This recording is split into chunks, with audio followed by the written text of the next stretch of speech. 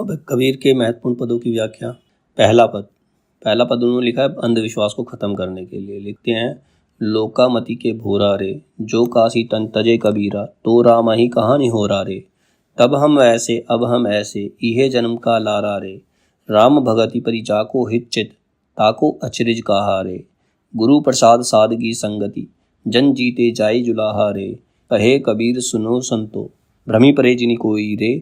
जस काशी तस मगहर, ऊसर हृदय राम सती होई रे। कबीरदास ने भ्रम और अंधविश्वास को दूर करने के लिए अथक प्रयास किया। इसका प्रसंग है, कबीरदास लोक में व्याप्त इस प्रकार के अंधविश्वास का निवारण करते हुए ईश्वर भक्ति को ही स्वर्ग प्राप्ति का साधन मानते हैं कि ईश्वर की भक्ति ही स्वर्ग प्राप्ति का साधन है, मतलब स्थान से कोई फर्क पड़ता नहीं है। कबीरदास जी कहते हैं कि संसार में लोग बुद्धि के कितने भोले हैं। वे समझते हैं कि काशी में मरने से हमें स्वर्ग की प्राप्ति हो जाएगी। यदि काशी में मरने मात्र से ही हमें मोक्ष मिल जाता तो राम भक्ति करने की एवं उसकी कृपा याचना की आवश्यकता ही क्यों पड़ती। स्वर्ग नरक की बातें किसी विशेष स्थान पर मरने से नहीं जुड़ी। मोक्ष की प्राप्ति ईश्वर के प्रति सच्चा अनुराग रखने और उस पर अटूट आस्था एवं विश्वास रखने से होती है। जिस मनुष्य के हृदय में ईश्वर की सच्ची भक्ति का वास हो जाता है, उसके हृदय में कोई संदेह जैसी गुंजाइश नहीं रहती है। जीवन का सच्चा अर्थ ईश्वर की भक्ति करना ही है। ईश्वर भक्ति गुरु कृपा एवं साधु संगति से प्राप्त हो सकती है। गुरु के दिए ज्ञान से ही व्यक्ति की धारणा बदल जाती है। जिसे भी गुरु ज्ञान प्राप्त हो जाता है, उसके सारे भ्रम और अंधविश्वास खंडित हो जाते हैं। कबीरदास जी कहते हैं कि जैसे जल दुलक कर जल में मिल जाता है, जल जो ढुलता है वापस जल में ही चला जाता है। हमारा जो शरीर है वो पंच तत्वों से बना है, लास्ट में वो पंच तत्वों में ही विलीन हो जाता है, उसमें एकाकार हो जाता है। उसी प्रकार जुलाहा कबीर भी उसी परमात्मा में एकाकार स्थापित कर लेता है। वो अपने आप को जुलाहा कहते हैं। कबीर कहते हैं कि जिसका चित्त राम में रम जाता है, उसके लिए अद्वैत स्थिति को प्राप्त करना कोई आश्चर्य की बात नहीं है, वो उसको मोक्ष अवश्य मिलेगा। कबीर ने गुरु कृपा व साधु संगति से संसार पर विजय प्राप्त कर ली है। सांसारिक मोह माया से वो बच गया है। कबीरदास जी कहते हैं कि हे संतो सज्जनों सुनो, भ्रम में कोई भी ना पड़ना कि काशी में मरने से स्वर्ग की प्राप्ति हो जाएगी। जैसा काशी है वैसा ही मगहर है, दोनों में कोई भेद नहीं है।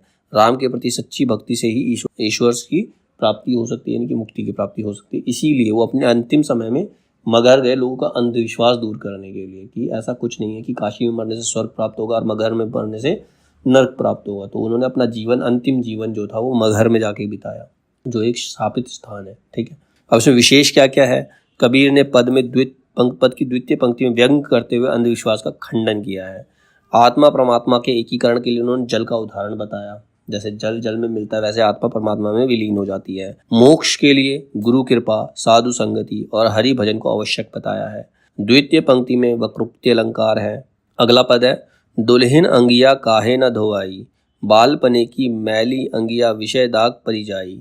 भिन दोए पिय रीजत नाही, शेष से देत गिराई। सुमिरन ध्यान के साबुन करिले, सतनाम दरियाई। दुविधा के बेद खोल बहुरिया, मन के मैल धुबाई। चेत करो तीनों बन पीते, अब तो गावन नगिचाई। पालन हार द्वार है ठाड़े, अब काहे पछताई।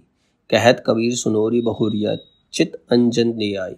कबीरदास जी जीवात्मा को संबोधित करते हुए कहते हैं कि हे जीवात्मा रूपी दुल्हन, मतलब अपनी जीवात्मा को दुल्हन के रूप में मानते हैं, तुम्हें इस शरीर रूपी अंग वस्त्र को धोकर निर्मल क्यों नहीं किया। इस शरीर को निर्मल क्यों नहीं किया। यह कितनी मलिन है, ना जाने कब से इस पर विकारों की परत चढ़ती जा रही है। अब तो इसमें विषय वासना रूपी दाग भी लग चुके हैं। जैसे जैसे मनुष्य बड़ा होता है उसके अंदर वासना आती है, तो वो दाग है। हे परमात्मा रूपी प्रियतम तभी प्रसन्न होता है जब यह काया रूपी वस्त्र निर्मल होता है। पाप और मलिनता से उसे इतनी घृणा है कि उन्हें तो वह अपनी सैया से नीचे गिरा देते हैं। मतलब लोगों को स्वीकार नहीं करते जिनके मन में मैल होता है, जिनके मन में वासना होती है। ठीक है, कबीरदास जी जीवात्मा को कहते हैं कि तुझे इस शरीर रूपी वस्त्र की मलिनता को दूर करने के लिए नाम स्मरण एवं ध्यान के साबुन का और भगवान के नाम रूपी जल का प्रयोग करना चाहिए। अब इसमें विषय क्या है, इसके अंदर वासना का मैल कटते ही तेरे मन की सारी दुविधाएं समाप्त हो जाएंगी और सर्वत्र निर्मलता व्याप्त हो जाएगी। तुझे अब तो चेत जाना चाहिए, क्योंकि तेरी 3 अवस्थाएं हैं। मनुष्य की 3 अवस्थाएं होती है, बाल्यावस्था, युवावस्था और प्रौढ़ावस्था, बचपन, जवानी और बुढ़ापा। अब तो 4थी अवस्था आ गई है और तेरे जाने का समय निकट आ गया, अर्थात संसार से तेरी विदाई होने वाली है।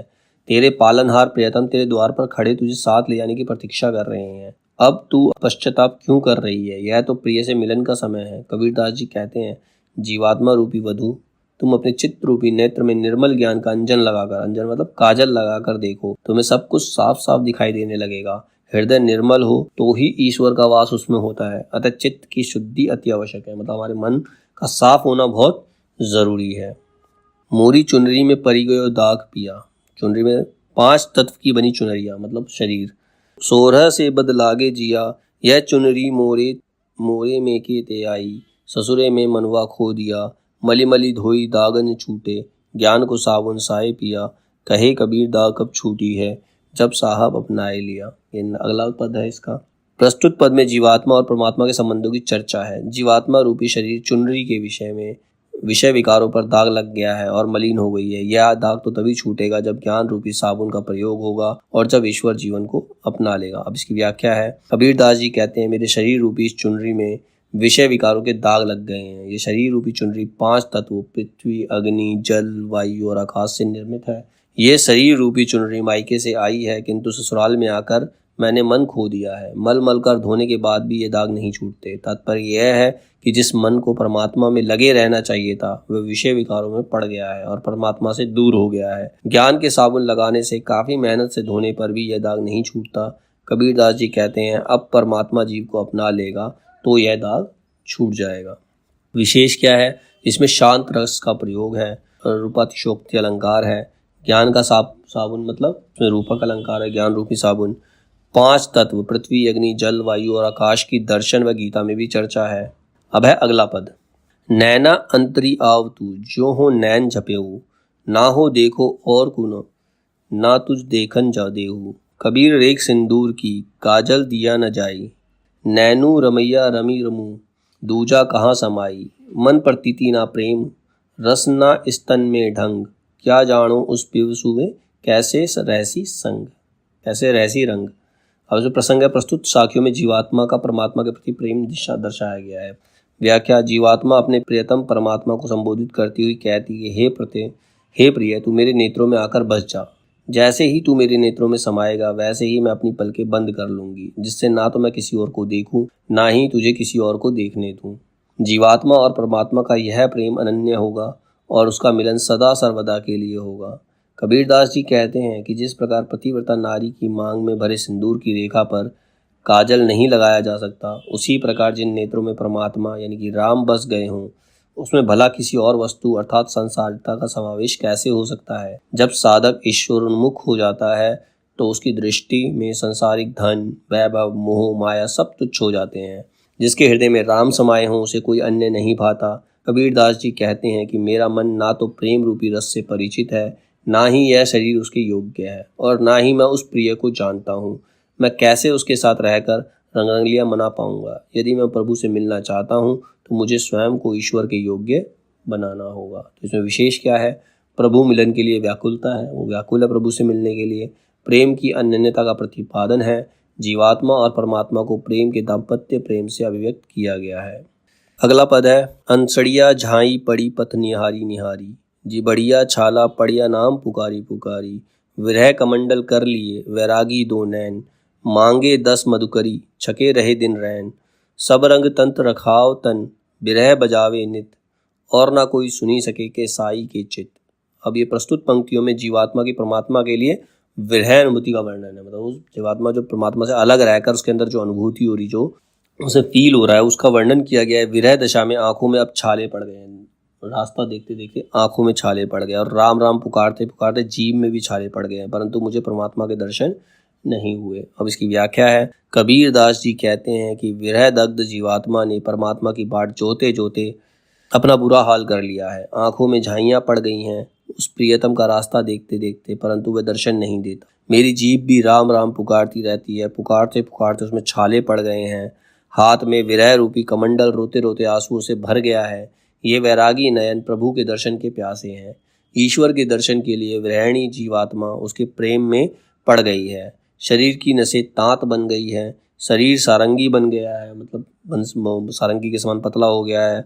यह उस प्रकार यह सारंगी रात दिन बजती रहती है। इसमें मधुर संगीत उत्पन्न होता है जिसे केवल परमात्मा ही सुन सकता है, भौतिक जीव नहीं सुन सकता। मतलब उसकी ऐसी दशा हो गई है प्रभु के वियोग में। विशेष क्या है इसके अंदर, विरह वर्णन किया गया है। विरह का मानवीकरण किया गया है। जीभ में छाले तो नहीं पड़ते ना, ठीक है। आध्यात्मिक प्रेम हेतु विरह अनुभूति आवश्यक है। आध्यात्मिक प्रेम के लिए विरह अनुभूति होना बहुत ज़्यादा ज़रूरी है।